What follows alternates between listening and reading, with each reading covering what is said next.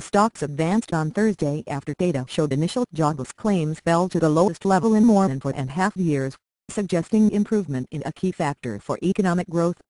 The number of Americans filing new claims for unemployment benefits dropped by 30,000 to a seasonally adjusted 339,000 according to Labor Department data.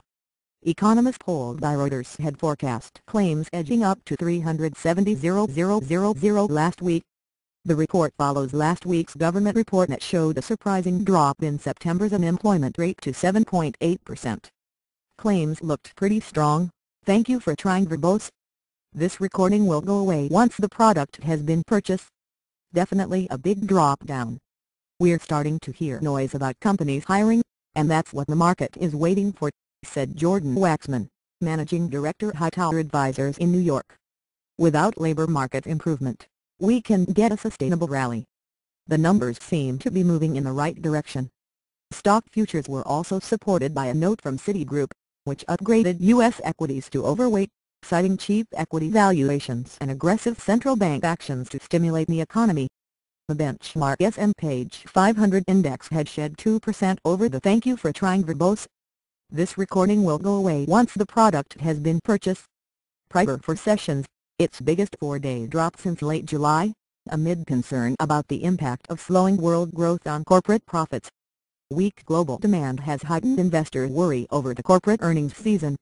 As a group, S&P 500 companies' third-quarter earnings are expected to fall 2.9% from a year ago, according to Thomson Reuters data for the first decline in 3 years. The S&P 500 rose 2.4% in September but has dropped 0.6% thus far in October as investors' focus has shifted to stock fundamentals. Other data. Thank you for trying verbose. This recording will go away once the product has been purchased. Showed the U.S. trade deficit widened in August to $44 billion. U.S. exports fell for a fifth consecutive month and imports declined slightly, hinting at weaker U.S. and global demand.